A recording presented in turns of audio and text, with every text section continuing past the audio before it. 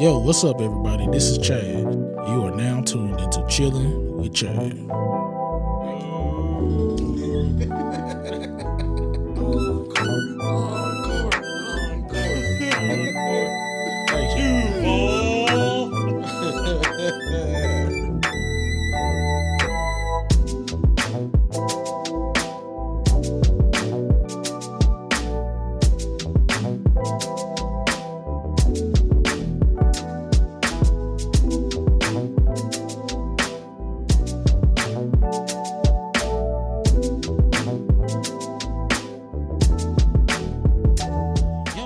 What's up? Once again, everybody, my name is Chad, and we back once again for another episode of Tales from the Uber.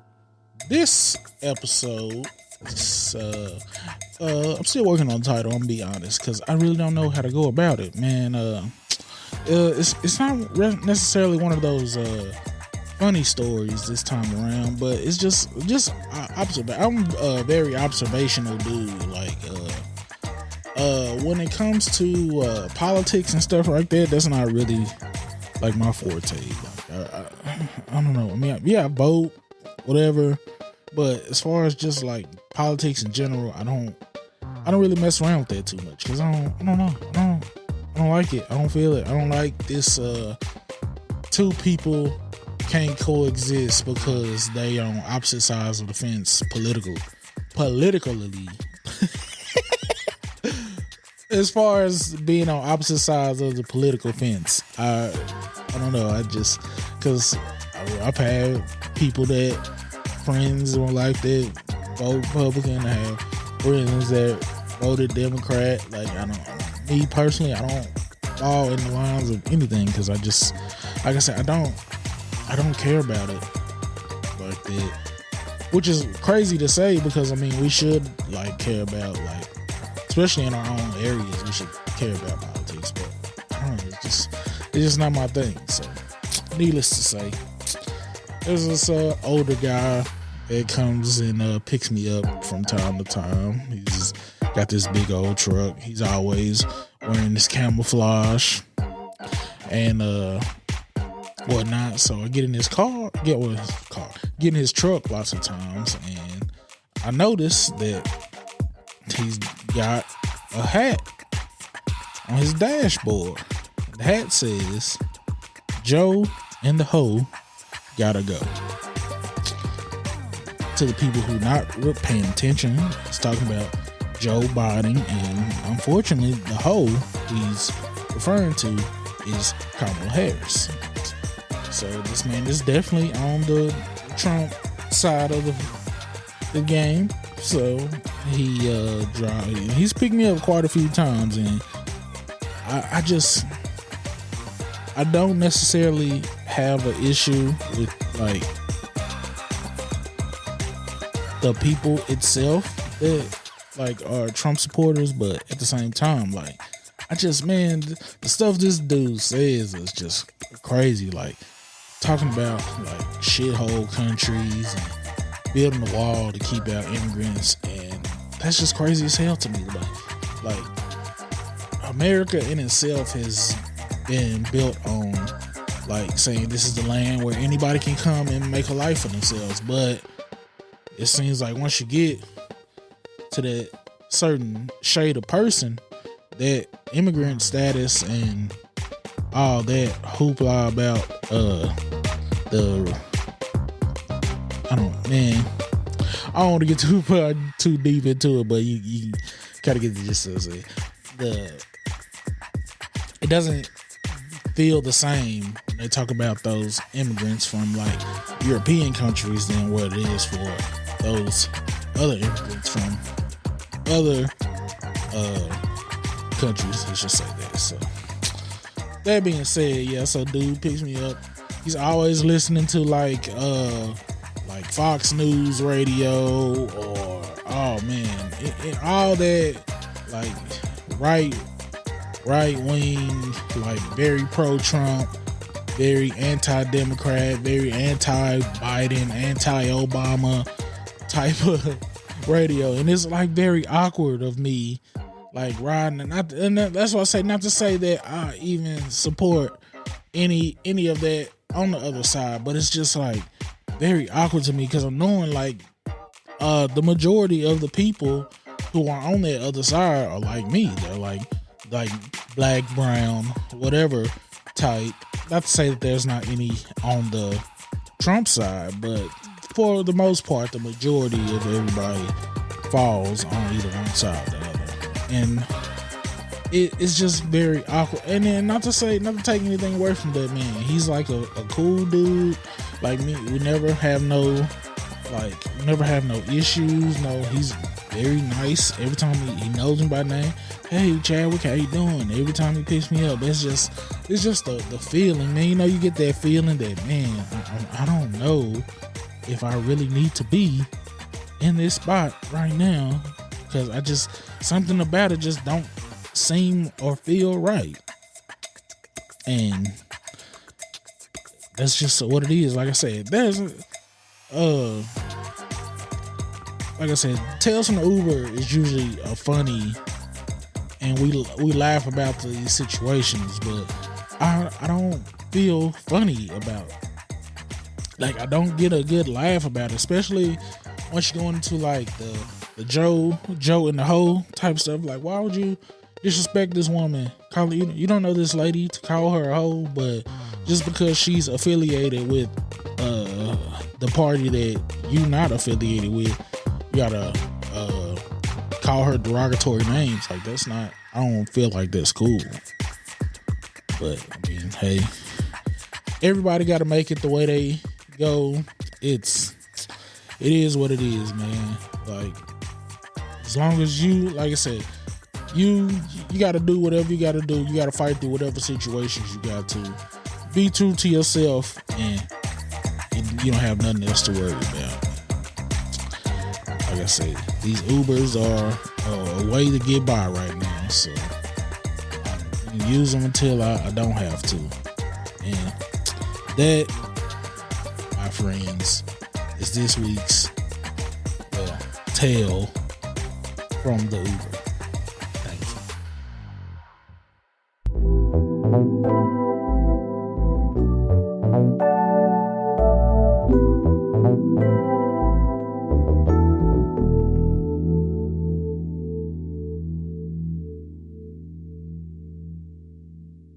Well, my people, what is going on? We back once again, another Monday. It's chilling with Chad time. I am Chad. How you doing? Oh man, this we've been out for a week, man. For those of you that don't know, last Sunday I had surgery to get my gallbladder removed, so that's why we wasn't a show last week. But we back this week. Feel a little bit still recovering, man. Oh man. I mean, it's like pain, but I'm, like I said, at the same time, I'm able to move it around. I'm able to get around, moving around well. Just readjusting to life after surgery, man. This shit's crazy. Like, as I'm here right now, man, if you were able to see this, I'm clutching my stomach right now because it's just. So basically, this is the story. So, Thursday night, now two Thursdays ago, so that will be Thursday the 18th. I had a normal day as usual. Everything was going straight. I get home that night after running around all day, work, and then home, and I went to pick up something to eat, chilled out at home, ate, played some Xbox, got in the bed, went to sleep, trying to get ready for the next day of work. Man, I tell you, man, I laid down in that bed probably about 1 o'clock in the morning, and it's like somebody literally poured the gasoline in my belly and just lit the match because my stomach was just rumbling like a volcano just exploded in it that night. And I'm like laying in the bed, I'm tossing and turning around all night. Just could not get comfortable laying down, and my stomach was just killing all night. So finally get up. It's like close to 3 o'clock in the morning. I finally get up. I'm like, man, I just don't feel right. I think I just need to just go ahead and go to the hospital. So shoot a text to my mom, get up, get dressed, call the Uber, jump in the Uber, get to the hospital, do all that, like sign paperwork and, or not necessarily paperwork, but I just all the stuff you do to get to the hospital. I'm in the waiting area, waiting to go in to the triage. They call me in the triage, go in there, and they, all right, just go back out and sit, and we'll call you back in a minute. So go back out. I'm sitting, chilling out. I get thirsty all of a sudden, so I'm like, oh man, I need to get. Luckily, the vending machine's right there, so I go to the vending machine. Get some water. I didn't want to try to get no soda or nothing like normal because I was just like, water will do. Get some water. I drank the water. I drank the bottle probably about a little bit over halfway. I think I drank that bottle, and I'm just sitting back. Next thing you know, man, I could feel the water just sitting on my stomach, man. And I know I just got the feeling that, oh man, I think it's about to come back up. So I'm just like sitting there just waiting. I'm like, and I just like all of a sudden I feel it. I start heat, boom, throwing up. Start throwing up all up.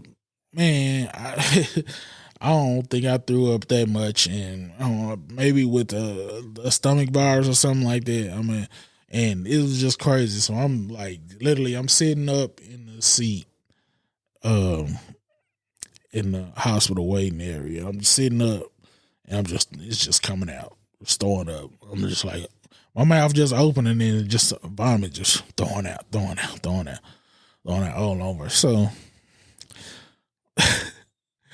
this is one of the ladies comes out, and she just looks at me, and shit. And I could I get it, like you don't want to be around no throw up or nothing, but it's just how nonchalantly she just walked up to me and just gave me, like, I guess they give you, if you like sick or something, you throwing up, they give you like these little plastic bags to throw up in, and they give it to me. So I'm like, all right, what the fuck? I feel like the way this, I'm about to feel this a little, because that bag wasn't very big. It was like, it looked like, one of those, oh shit, I just had that thought in my head. Damn. Anyway, it wasn't okay. So you think of like one of those like little small. You think about like one of those little small trash can bags. You put on like a little tiny trash can, like a little side trash can or a little bathroom trash can. That's how big the bag was. So she gives it to me. I open it up, start throwing up again. I feel that motherfucker up with the quickness. So throw it away. She gives me another one, so I'm just sitting there waiting. I think I finally had got it out. So, and they called me back to the room. I was like, all right, we got your room ready. So they got my room. They got me in the little room where you go in the back. So I'm back there, and I'm just laid out. So people coming in, they got to take the blood. They got to check my blood pressure, which I already know. Like, I know how that goes. My blood pressure, I have high blood pressure. I take medicine for it. That was already jumping out so they was already scared about that because it was already super duper high. I knew that, so I wasn't too concerned about it because I always have high blood pressure. I don't know why, I just always do. I need to take my medicine better. It's just, it is what it is. So it was like, doctors coming in and like, oh yeah, we gonna do all these tests on you, see what you got going on, and so first test that comes around is they do like a little ultrasound on my stomach. I know it sounds funny to people, but no, yeah, ultrasounds aren't just for pregnant women with babies. Anybody can get, if you got any stomach issue, you can get an ultrasound. I've had quite a few of them because I get stomach issues from time to time. So don't laugh at it. You say, "Oh man, you a dude getting an ultrasound?" Yeah, you can get an ultrasound. Ain't just for women with babies. Trust me. So get the ultrasound. They rub the little shit on just the same way they get the little gel, rub the little gel, then run the little thing on. Yeah. So that's where they first found out that okay, you got some pancreatitis up in there. You got some real bad pancreatitis is bad inflammation in the stomach linings. So okay, so I'm like, oh okay, that's probably what it is. Then they get to well, we're gonna give you a CAT scan. So CAT scan, go in, they can take a CAT scan of anything pretty much. You just go through a little tube. They put just whatever they trying to look for, they'll put you through this little machine and then they look at it. So my stomach was that, so they looked at it, they said that's when they came back with the oh man, we probably gonna have to do. They said it looked like he got some gallstones in there, so we probably gonna have to remove those. So I'm not trying to hear none of that at this point. I'm like, fuck, it's a surgery that I gotta do. Fuck, I don't know. So they telling me about it. They get me prepped for it. They come back. So this is like, so this is all in the process of like 3 to 4 hours. So it's about 7, 8-ish at this time. They're like, oh yeah, we got a room for you, but your blood pressure's so high that we don't want to move you from room to room. We want to try to get this blood pressure down. Well, a person like me, if I know I'm supposed to go somewhere and I can't go, like more than likely it's gonna make me frustrated. So I'm like, what the hell's going on? I'm okay. Like if I need to go, if you're gonna put me in a room, put me in a room. I'm fucking. And this is a recurring story of my situation. This happens quite a few times during this story. So okay, they get the blood pressure to where they wanted it. They finally moved me to another room. I can't forget. So for pain, I was in so much pain, they prescribed me morphine. Man, when I tell you, if you ever had morphine, bruh, that shit is like a horse tranquilizer. You get that shit, you going to sleep like no question. So that shit was in my system that whole day. So they finally put me in the normal room. They admitted me to the hospital. And they put me in the room and like different, like my sister was there. No. Let me go back. My stepdad, cause he works at the hospital I was at. So he was out there first. My cousin, he also works out there. So he heard I was out there. So he came out there to see me, chop it up. Sister comes out there. My sister is the one that goes with me to when they put me they admitted me and they put me in the room. My sister goes out there with me. So I'm still in and out. I wake up. My mama's there at another time. And my auntie, she's there. I go to sleep. I wake back up a little while later. My dad, he pops up. And I didn't really get to talk to him too much because I was like in and out. Like there was like one a little bit like in between like doses where I was awake and I was probably about a good hour or so where I got to spend where my dad and my aunt and then my sister was there and my baby nephew was there and he was kind of like he was like, son, I know something wrong with him, but that's uncle, so I kind of want to talk and play, but at the same time I see something really ain't right. So credit credit to him for being aware, but he's cool. That's my little dog. Uh, People coming in like different. So of course, the nursing staff, they come through. They gotta do their test, or they gotta whatever. Then people from the hospital coming in, like the billing people came in, and the one of the surgeons that excuse me, one of the surgeons that performed the surgery on me, he came through and saw me that day, and I was just like, I was in and out. I couldn't even talk to him. I was in and out of sleep, in and out of sleep, in and out of sleep. So that whole day goes through. I think I finally get all my bearings back. Probably it's about 8 o'clock that night. My mama. By this time, my mama, my auntie, my sister, and all my nieces are out there. So, well, not all of them, but my four, no, three of my nieces are out there. My oldest niece is in college. I talked to her too. She's cool. Everybody's all out there. They all going home. Telling everybody bye. Telling baby nephew bye. He telling me bye. They all going out the door. I'm able to check my phone, letting everybody know, like, hey, I'm all right, checking text messages, checking phone calls, all this, whatever. And Friday night ends, I'm going to sleep, wake up Saturday morning. Same thing.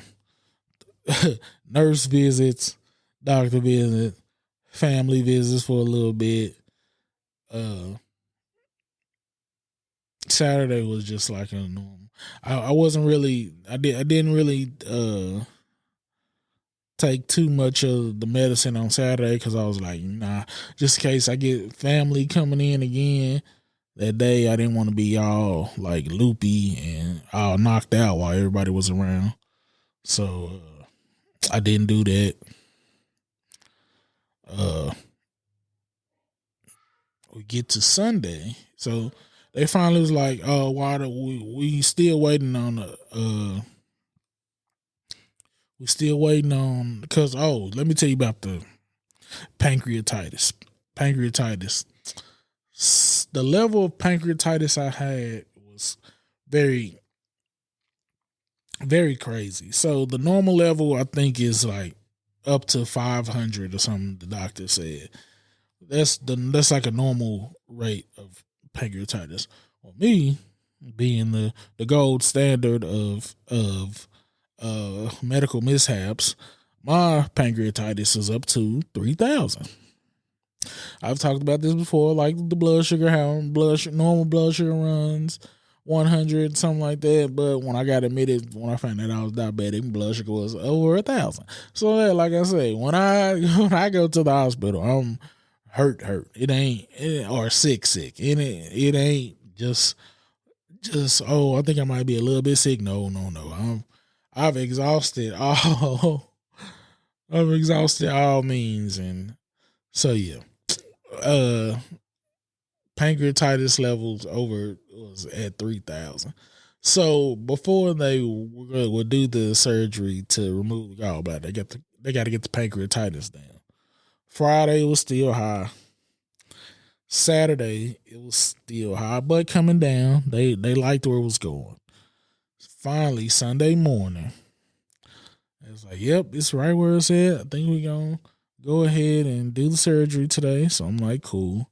I said, all right, we got you on the books for surgery at 10:30. Okay, so Sunday, I was like, okay, and they came and told me that it was like about 6 or 7 o'clock in the morning. So I was like, okay, bet. I'm like, good. Okay, they're gonna do a surgery at 10:30. Cool. Let me take me a little nap. I'll be up 10:30 minutes. 10:30 comes. Nope, no surgery yet. Waiting around. 11, 12, 1, 2, 3. So it was somewhere around like 3, 4-ish. They they finally come like, all right, we uh no, it was a little bit earlier there. It was like 2:30 ish. The dude pulls up with the bed and was like, yeah, with the transport bed. I was like, all right, yeah, we here to take you to go do the surgery. So I'm like, all right, bet we all right, we gone. So I get in there, get in the bed, we go on down. They doing all the prep work and they get me in that surgical room, bro, and I'm just like, man, that motherfucking surgery tape, that shit's like cold slab. It's like I'm uh fucking what's the damn thing that they put people on before they do like uh embalming and shit like that. That's what it felt like, bro. I'm like laid out in this cold ass bed and this cold ass slab and they getting ready to do. He was a cool dude, cool black dude. He was the anesthesiologist. He was like, yeah, man. He was like, here we're gonna put this give you this oxygen. So before we give you this oxygen, we gonna give you this oxygen. Then after you get enough oxygen, give you that anesthesia. So I'm like, cool, okay. So they holding the oxygen mask over my face. I'm breathing. Oh, yeah, keep on breathing that in, bro. He's like, yeah, keep on breathing. So breathing that in. Breathing that shit in, right? So he's talking to me. He's like, all right, man, yeah, we almost there. He's like, before you know it, you gonna fall asleep. So he's like, and then we'll see you once it's over. Man, shit, that man, he was still talking to me. He was still like, yeah, buddy, yeah. And that's all I could see, hear his voice. And next thing you know, I'm out. I'm out of there. Gone. Wake up. I'm back in the recovery area. I open my eyes up and the lady talking to me, Mr. Johnson, wake up, Mr. Johnson. We got to get you awake. And he's like, come on. Like, come on, buddy, wake up. Wake up. So I'm like, what the hell? Like, I'm like, oh shit. I'm like, yeah, you already been through surgery. Everything's all right. And so I'm just like sitting there. She talking to me. I'm dozing back off. Then she trying to wake me back up. No. You can't go to sleep yet. We got to keep you awake for a little bit. So that was annoying me at the most. So whatever. So after she finally hounded me to stay awake, I'm awake now. So at this point, she's like, all right, we just about ready to send you back to the room. We get you do a couple more vital signs. So this is where they check the blood pressure and that motherfucker's still high. So they was like, oh man, we're gonna have to keep you right here till your blood pressure go down. So that's already frustrating. I'm ready to get back in my bed, get back to my room. Like chill out, cause I'm anticipating. Oh, I keep leaving out key points. So at this point, they're not feeding me nothing because they anticipating doing this. They anticipate doing this surgery, so they're not feeding me shit. I haven't eaten anything. So at that point, I've been in there Friday, Saturday, Sunday. I haven't eaten a thing since Thursday night before I went to sleep. Earlier Thursday night. That's the last time I ate. So that whole time, the only thing they was letting me have was ice chips and water. And they was only giving me the water when I had to take some medicine. That's it. No food, nothing else, nothing. Just straight ice chips. So I'm like, all right, I'm ready to get back to the surgery over. I'm ready to get back to my room. I'm thinking they got a plate waiting on me to eat something after this surgery. Hell no. I get back to my room, it ain't nothing. So I'm pissed off about that. Oh yeah, so another thing, yeah. So I had to tell, like, she was like, tell me like, yeah, blood pressure so high, so we don't want to send you back to your room yet. And I'm like trying to explain to him, like, yeah, man, I understand that my blood pressure, it always runs high. Like, I feel okay now. I really want to go back to my room. So she's like, I mean, I can talk to the doctor and ask him if it's okay. We really don't want to see you nowhere with your blood pressure so high. I'm like, yeah, man, I get it, but I'm just ready. I'm over this shit. I'm ready to get back to my room. So yeah, that happens. So she finally agreed. She finally, all right. She called the doctor, got the okay. They sent me back to my room. I go in there. I finish watching football. They ain't give me no food, so they give me more ice and whatnot. So next day comes around, next morning, doctor comes in and was like, how did you eat last night? I said, eat. I said, I ain't eat nothing. So they didn't give me any food last night. So he's like, really? It's like, well, yeah, I would have thought that after your surgery, yeah, they would give you something. Say, hell no, they didn't give me nothing. So he was like, well, don't worry about it. We'll get you something to eat this morning. So they did. They came around. I had they call it a liquid diet. So it was all, it wasn't full. It wasn't like all the way because it was like grits, Jello, a cup of yogurt, a cup of coffee, a milk, and an orange juice. Yeah. Oh, and a no, the Sprite Zero later on. Yeah. So I ate that. Everything went cool. I didn't eat all the grits because I'm not a grits person, so I never really like grits like that. So I didn't eat all the grits, but I ate everything else came through straight. So everything in my stomach was fine. It took everything. Get to lunchtime. Lunchtime comes around, no food. So I'm like, what the hell's going on? So nurse comes in, she was like, well, she's like, I got the paperwork for you that says that you're gonna be discharged today. So I'm like, okay, y'all discharged, but y'all still give me fucking medicine and I haven't ate. So like, where's my food at? At that time I was like, yeah, fuck that. I'm hungry. I need something. Like, y'all didn't bring me no tray. It's been like 2 hours after lunch is over. Like, I'm hungry. I need something. She's like, okay, don't worry about it. So she went and found me like a little sack lunch with a sandwich and sandwich chips and soda in it. And I ate that and I was fine. I was cool with that. Cool. As long as I get something to eat.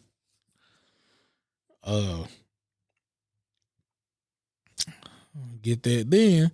Motherfucker, when you know it. So while I'm getting ready to get dressed, when you know motherfuckers come around with the fucking dinner tray, like, oh, here we go. Like, motherfucker, what was y'all at earlier? Oh shit. And I was like, ooh, you might want to eat that. I'm like, I don't want to eat this shit now. Shit, I'm ready to go. I already have my clothes on. I'm ready to go. And so yeah, so after that, I was released. I came home last Monday. For the most part, everything has been cool. Been eating all right. Haven't ate nothing too heavy, but I do admit, Saturday night I was watching the Royal Rumble, the wrestling pay-per-view, and I ordered some Wingstop. but it wasn't bad. Like, I just got straight plain wings. I got and I got carrot. I got celery because I don't know. I guess I must forgot to. I guess I must forgot to check off carrots and celery, so they only sent celery. So yeah, and then when I ordered it through Uber Eats, it had like free fries. So I just ordered that and came back. Everything was all cool. But for the most part, only hiccup was today. I ate some broccoli cheddar soup it just did not agree with my stomach. So I'm just like, all right, we can scratch that off the list and we'll just go to something else. Because like I said, I haven't ate nothing too crazy. I've been eating like soups and like noodles, and I had like maybe like a few like just little light sandwiches here and there, but wasn't nothing too crazy. Even like I ate some like I bought a bunch of chunky soup. One of them was like chili mac. I thought that was gonna be the one that was gonna like be the one, but no, it was and actually it was progressive. It was the progressive broccoli and cheese soup, and yeah. So, but other than that, man, I'm recovering. Everything's all good. I'm just waiting to get everything back to normal. That's why I was able to get back on here tonight, man, and tell y'all my little surgery story. And I'm doing all right. I'm recovering. I appreciate everybody sending you text messages and calls and making sure I was all right. I definitely appreciate that. And yeah, I don't wish this pain on nobody, because it's like I said, I feel like every so often I just have to clutch myself, because I just hate that pain, like especially like bending, moving around in certain spots and laying in certain spots. Yeah, it's just crazy. So I'm on I'm on the road to recovery, and yeah, so everything's up in here. I'm trying to change my diet for the better. Hopefully that works out for me. I hate to give up fried food, but that's one of the major things that you can't eat and you don't have a gallbladder anymore, because you can't. The gallbladder. I'm just messing up on my word. The gallbladder like grinds the food up before it goes into your stomach. So without that being there, it's just everything just going straight in there, and it could just go through normally, or it's going. Yeah, just think about it. Okay. So yeah, all right. Well, yeah. With that being said, that's all I got this week. This is Chad from Chillin' with Chad, and we are out.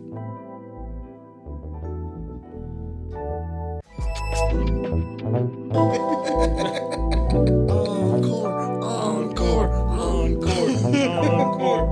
Thank you. Duval.